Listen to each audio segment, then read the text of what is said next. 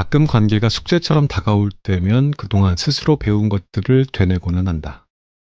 나, 가족, 그 다음이 친구라는 우선순위를 잊지 말 것. 나를 열어놓지만 상대에게는 초대받은 만큼만 다가갈 것. 상대를 내 삶 안으로 억지로 초대하지 말 것. 친밀한 한두 관계에만 의존하지 말 것. 상대에게 많은 것을 바라지 말 것. 삶은 원래 외로운 것임을 잊지 말 것.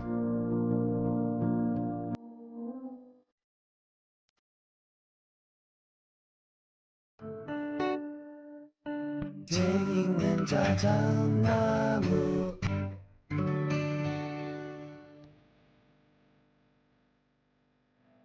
여러분들, 제가 얼마나 내성적인 사람인지 알고 계셨나요? 아, 아셨다고요? 티가 많이 나죠? 사실 저는 MBTI 같은 성격 테스트는 해보지도 않았어요. 너무 뻔했거든요. 최근에 제 손에 들어온 책이 있었습니다. 오늘 들려드릴 남인숙 작가의 사실 내성적인 사람입니다. 인데요. 이 책은 마치 내향인들의 비밀 일기장 같아요.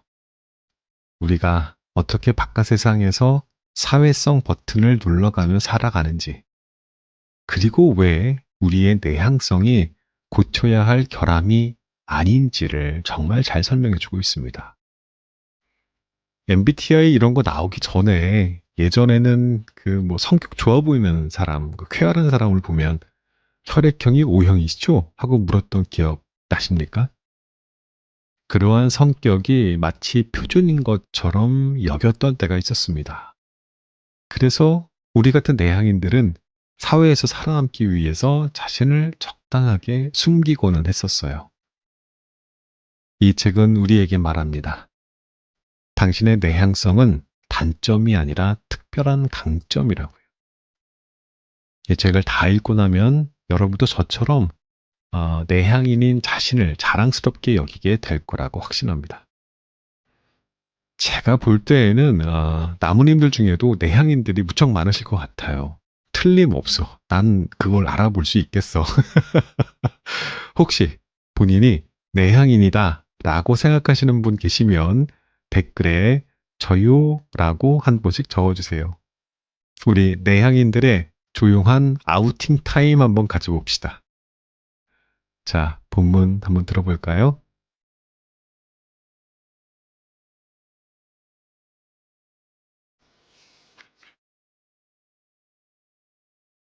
B.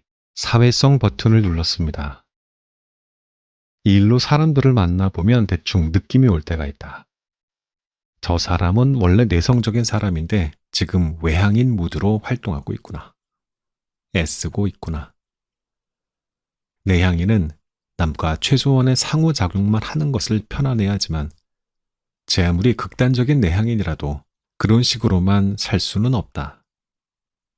우리가 생업을 사회생활이라는 말과 자주 겹쳐서 쓰는 것만 봐도 알 수 있는 일이다. 알고 보면 먹고 살기 위해 버는 돈의 상당 부분이 남과 잘 어울리는 데에 따른 대가인 경우가 많다. 설사 마음껏 내성적으로 살 수 있다고 해도 그게 꼭 좋은 일만은 아니다. 내가 취할 수 있는 가장 편안한 자세가 침대에 누워 있는 건데 어쩌다 몸이라도 아파서 침대에 붙어 있으면 맨정신으로 몇 시간 누워 있는 일도 어렵다는 걸 알게 된다.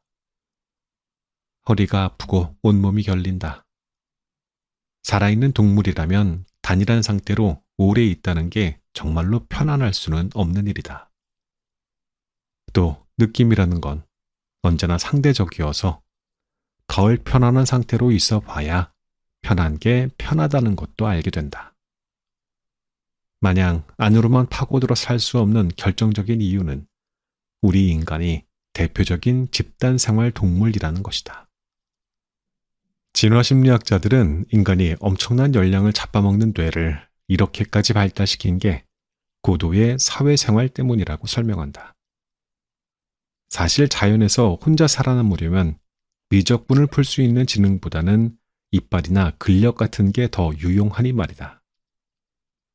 그래서 우리 모두의 DNA 안에는 관계 속에서 행복감을 느끼는 설계 구조가 들어있다. 그 때문에 아무리 혼자 있는 게 좋고 원래부터 친했던 소수와만 지내는 게 편하다 해도 어느 정도 본성 밖으로 발을 내딛어야 한다. 사람들에게 삶이 가치 있다고 느끼게 해주는 것들이 대체로 이 영역 안에 있다. 지독하게 내성적인 나는 몇몇 상황에서 의식 속에 버튼을 누른다. 나는 그걸 사회성 버튼이라고 부른다. 상대가 나보다 더 내성적이라든가 내가 대화를 이끌어가야 할 상황이라든가 공개적인 자리에 나섰을 때라든가 그 밖에도 외향적이어야 할 상황은 많다. 상대의 본성이 어떻든지 외향적인 태도가 그 사람을 편안하게 해줄 확률이 높아서다. 사람들과 어울리면 외향성은 본성의 표현이 아니라 상대를 향한 예의와 배려가 된다. 일단 버튼이 눌려지면 나는 다른 사람이 된다. 달리 긴장감을 느끼지도 않고 억지로 웃지도 않으며 대화도 자연스럽게 끊이지 않고 이어간다. 어릴 때에는 절대 못하던 일, 특히 낯선 사람에게 먼저 말을 건다든지 어색한 사람에게 먼저 연락을 한다든지 하는 것들도 이 상태에서는 얼마든지 가능하다. 나뿐만 아니라 대부분의 내향인들이 필요한 상황에서 이 버튼을 누른다. 어떤 사람은 이 버튼이 어찌나 잘 작동을 하는지 주변 사람 모두가 그를 외향인이라고 착각하기도 한다. 나 같은 사람이야 주변에 누군가가 있어도 상황에 따라 해제 모드일 때도 있지만 그러한 이들은 온전히 혼자가 되어서야 비로소 버튼을 끄고 본연의 모습으로 돌아간다. 바깥 세상에서 외향성 온 상태로 있다가 집에 돌아와 버튼을 해제한 나는 녹초가 되고 만다. 그날이 좋은 사람들과 함께한 좋은 시간이었다고 해도 그렇다.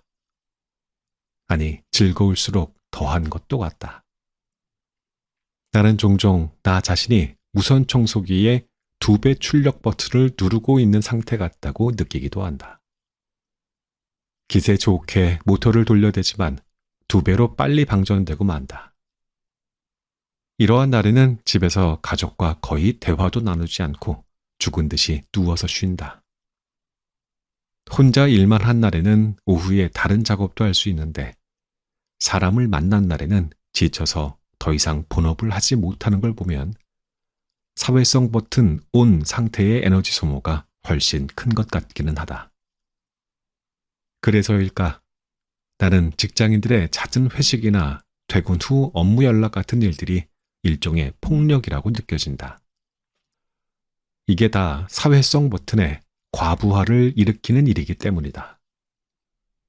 전에는 사회성 버튼에 불이 들어와 있는 내향인들이 눈에 띌 때마다 안쓰러웠는데 지금은 저 버튼이라도 자유자재로 켜고 끌 수 있게 된 것을 축하하고 싶어질 때가 더 많다. 그건 수없이 본성을 거스르는 용기를 내고서 얻은 트로피이다. 돌이켜보면 내가 살면서 얻은 좋은 것은 대부분 사회성 버튼을 켠 상태에서 얻은 것들이었다. 오프 상태에서 떠올리고 숙성시킨 생각들은 온 상태에서야 발을 달고 세상에 나왔다. 어른이 되어 이 버튼을 쥐게 되었다는 것은 좋은 일이다. 다만 그들이 너무 많이 자신에게서 벗어나지 않아도 되기를 바랄 뿐이다. 지독한 내향인인 내 지인은 여럿이 모인 자리에서 더할 나위 없이 잘 어울리다가도 중간에 기운이 떨어진다 싶으면 망설임 없이 그 자리를 빠져나온다. 쟤는 끝까지 남는 법이 없더라. 이런 빈잔을 듣기는 하지만 아랑곳하지 않는다. 나는 이것도 자신을 보호하는 방법 중 하나라고 생각한다. 나도 좀 배워야 한다. 종종 방전되는 줄도 모르고 미련하게 자리를 지키곤 하는 건 내가 사회성 버튼을 켜고 있다는 걸 사람들에게 들키고 싶지 않기 때문이다. 부끄럽다기보다는 그들이 나와 함께하는 데에 부담을 느낄까봐 두렵다. 입장을 바꿔 생각해봐도 나와 함께 시간을 보낸 사람이 집에 들어가 끙끙 앓는다는 걸 알게 되면 마음이 편치 않을 것 같다. 이 글을 내 지인이 읽게 된다면 그들이 내 연락을 피해버리기 전에 이런 말을 해주고 싶다. 그걸 감수할 만한 가치가 있으니 당신을 만나는 거라고.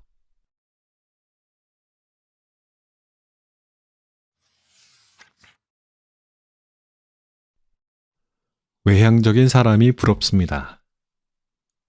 나와는 딴판인 외향인들이 사는 걸 곁눈질하면 사는 게 참 쉬워 보인다.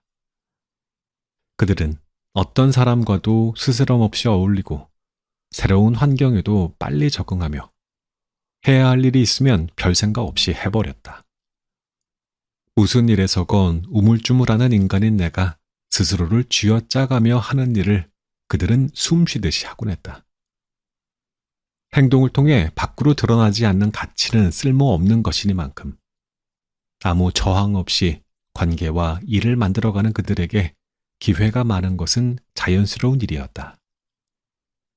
나는 내 안에 고물 배터리가 방전될 때까지 사회성 버튼을 눌러놓고 버티는 게 고작이었다.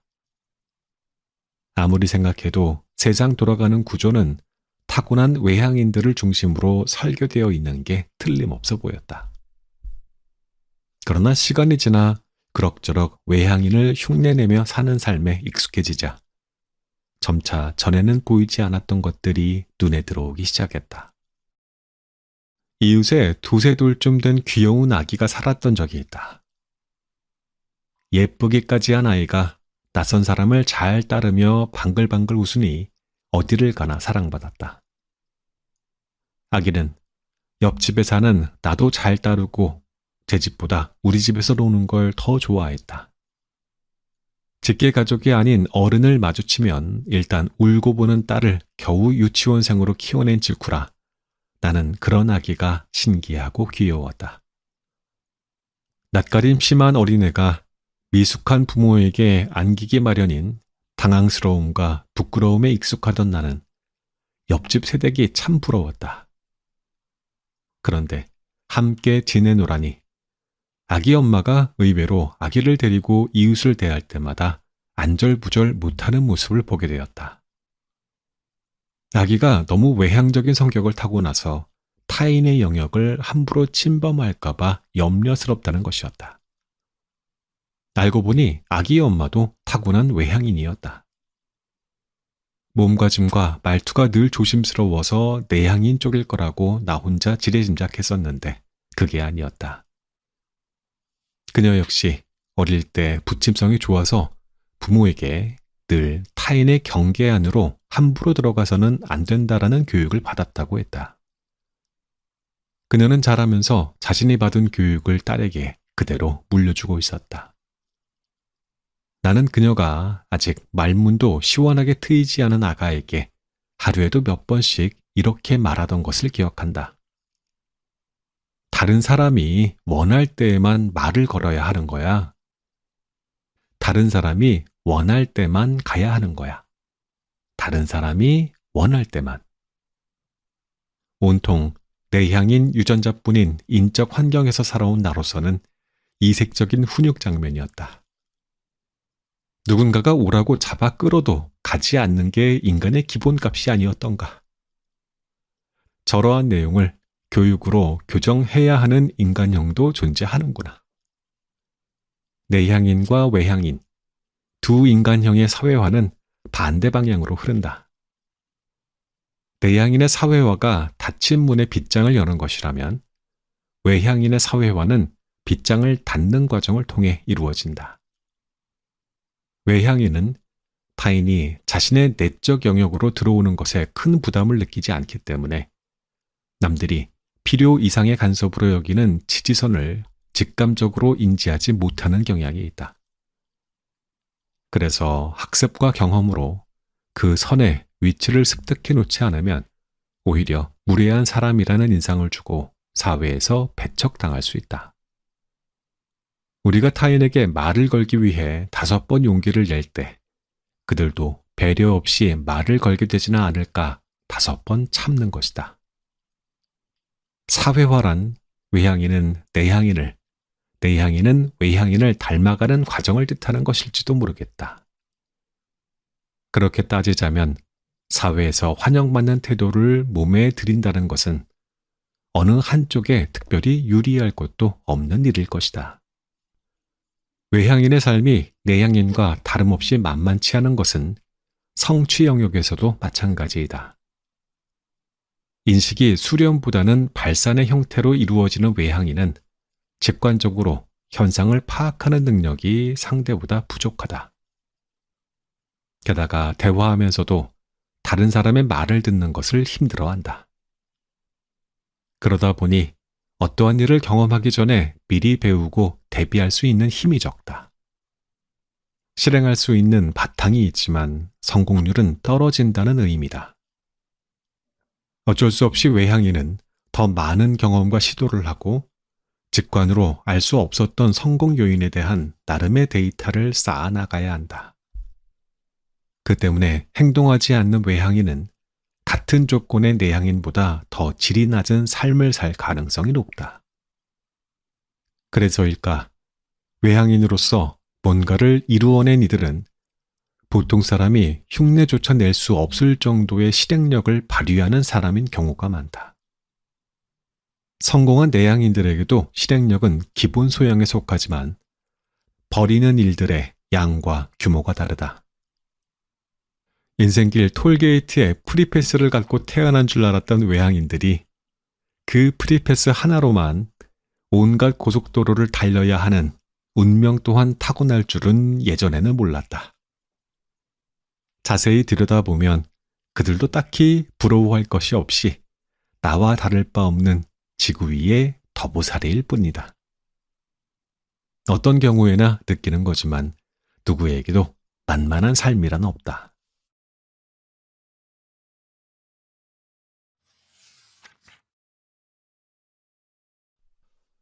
내향인들은 모두 아싸일까? 언젠가부터인가 우리는 인싸와 아싸 두 종류의 인간 중 하나로 분류되고 있다. 인싸는 인사이더의 줄임말로 무리나 조직에서 잘 어울리는 사람. 아싸는 아웃사이더의 줄임말로 그 반대의 의미다. 사회성이라는 말과 궁합이 잘 맞는 외향인은 자연스럽게 인싸로, 그러지 못한 내향인은 아싸와 동의어로 쓰이는 경우가 많다. 그리고 이러한 점에서 내향인이 세상의 2등 시민으로 여겨지는 것을 보곤 한다.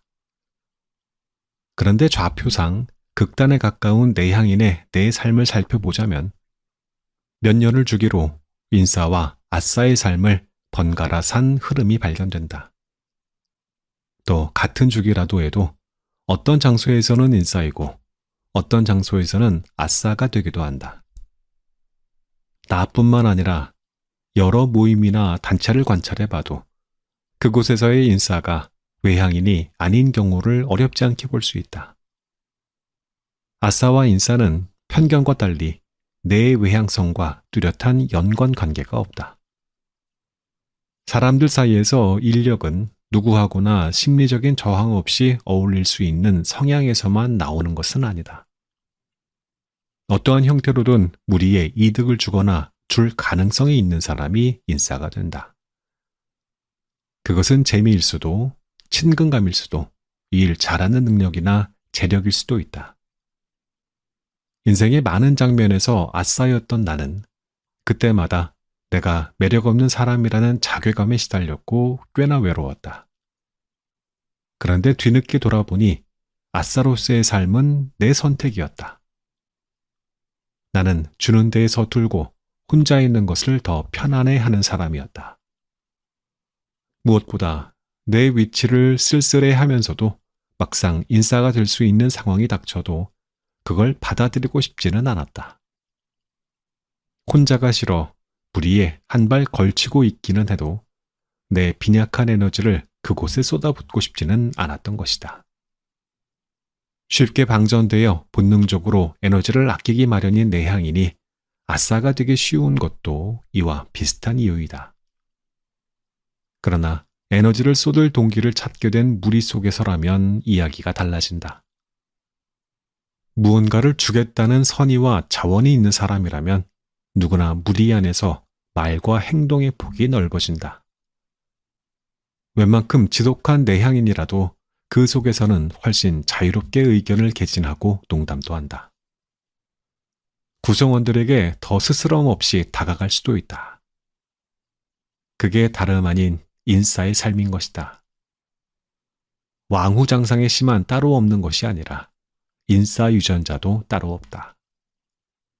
사실 한국은 외향인이 마냥 인싸로 살기도 어려운 곳이다. 한국은 언어가 표현된 이상의 의미를 담기 마련인 고맥락 문화권에 속한다. 고맥락 문화권인 한국에서 배가 고프다라는 말은 상황에 따라서 밥을 사줘, 나와 함께 먹자, 심지어 집에 가고 싶으니 나를 보내줘 라는 뜻도 될 수 있다. 그러나 저맥락 문화권인 독일에서는 말 그대로 배가 고프다는 의미일 뿐이다. 고맥락 문화권에서는 무리에서 적극적인 행동을 할 때 맥락이 몹시 중요하다. 무리 안에서 그 시점에 통하는 정서의 흐름에 맞게 눈에 띄는 행동을 해야 환호를 받을 수 있다. 자칫 감을 잡지 못하고 보폭을 크게 했다가는 나댄다라는 비난을 들으며 배척당하기 일쑤다. 가만히 있으면 중간은 간다라는 우리 속담의 의미가 바로 이런 것이다. 보이지 않는 미묘한 맥락을 잡아내고 해석하는 건 차분하고 공감에 재능이 있는 내향인들에게 더 유리한 일이다. 외향인이 꼭 인싸가 되라는 법은 없는 이유가 여기에 있다. 지구가 태양 주변을 공전하듯 우리도 삶의 주기에 따라 때로는 중심에서 가까워지고 때로는 멀어진다. 나 자신에게 집중하다 보면 주변과의 협응에 따라서 자연스럽게 때로는 인싸, 때로는 아싸의 삶을 살게 되더라는 것이다. 한 무리에서 자기 존재감을 느끼는 것도 좋았고 있는 듯 없는 듯 자유로운 주변인으로 남는 것도 좋았다. 인싸니 아싸니 하고 우월을 나누거나 자조할 것 없이 내 삶의 주기를 그저 흐름에 맡기는 것은 어떨까?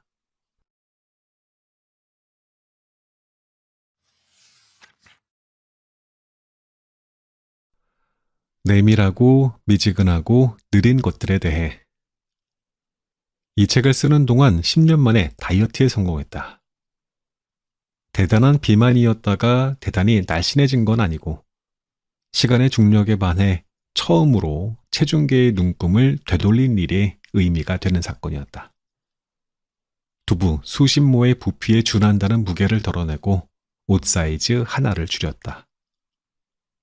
내 몸은 주인의 예민함을 그대로 닮아 변화에 격렬하게 저항하는 편이었다. 시간의 흐름에 따라 대사율과 활동량이 떨어져 조금씩 자연스럽게 얻은 지방을 좀처럼 내놓으려 하지 않았다. 조금이라도 식사량을 줄이거나 운동을 좀 하면 곧바로 불면과 몸살이라는 징벌이 내려와 감히 자연의 섭리에 역행하지 못하게 혼쭐이 나곤 했다. 늘 육체의 한계에 부딪혀 크게 의지를 시험할 기회가 많지 않은 삶을 살아온 터라 그냥 진화의 방향에 굴복하고 살기로 했다. 그러던 어느 하루 이제까지와는 다른 삶을 살고 싶어졌다. 그에 따라 영혼의 그릇이라는 육체를 변하게 하고 싶다는 마음이 오랜만에 들기 시작했다. 섣불리 신성한 체지방에 시비를 걸었다가 싸움도 하기 전에 항복부터 한 경험이 부지기수였기 때문에 내 몸도 눈치채지 못할 만큼 조용히 다이어트라는 것을 시작했다. 수도승처럼 규칙적으로 일을 하고 밥을 먹고 운동을 했다. 일상적인 음식의 양을 아주 조금씩 줄였고 운동은 조금씩 늘렸다. 그렇게 한 달에 1kg씩 줄여나갔고 에필로그를 쓰고 있는 지금은 몇 달째 10년 전의 부피대로 살며 세상의 여백을 덜 차지하고 있다. 세상에는 불꽃처럼 살면서 의지를 불태울 수 있는 사람이 따로 있다는 것을 안 지 오래되지 않았다. 그러니 예전에 내가 다들 알고 있는 열정적인 다이어트만이 진짜라고 여기며 깜냥도 안 되는 몸으로 M1 의지를 시험한 것이기도 했다. 보다 조용한 세상에서 천천히 신중하게 움직여야 하는 내향인은 스스로를 답답하다고 생각하기 쉽다. 활활 타는 장작불처럼 화려하게 불꽃도 보여주고 화끈한 화기로 뺨도 좀 달아오르게 해주면 좋으련만 온기가 도는지조차 의심스러운 온수매트처럼 살고 있는 것 같다. 삶의 한 단계를 넘어갈 때마다 로켓 같은 추진으로 사방의 공간을 밀어내며 순식간에 다른 차원으로 이동하고 싶지만 현실은 노저 가야 하는 쪽배이다. 그 다이어트 같지 않은 다이어트를 하며 글로써 내향인의 삶을 돌아본 나는 온수매트나 쪽배의 장점에 대해서 더 잘 알게 된 기분이다. 전원을 꺼버리거나 나루에 영영 묶어놓지만 않는다면 나름의 가치만으로도 충분한 내밀하고 미지근하고 느린 것들에 대해서. 이 책이 안으로 가치를 쌓아가며 종종 박탈감을 느끼는 이들에게 혹은 힘겹게 사회성 버튼을 누르며 환영받는 사회 일원을 연기하는 이들에게 작은 공감과 위로가 되기를 바란다.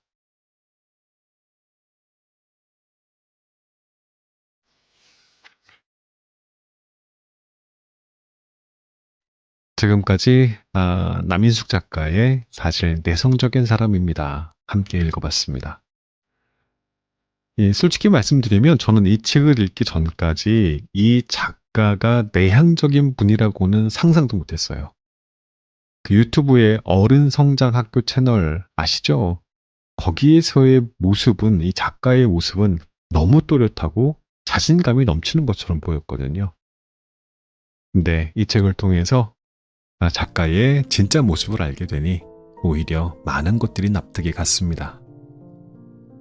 그녀가 사연자들의 고민을 깊이 이해하고 적절한 해답을 제시할 수 있었던 이유가 바로 그녀의 내향적인 성격 때문이었던 거예요. 내향인들만이 가지는 그 세심함과 뛰어난 공감 능력이 그녀의 강점이었던 겁니다.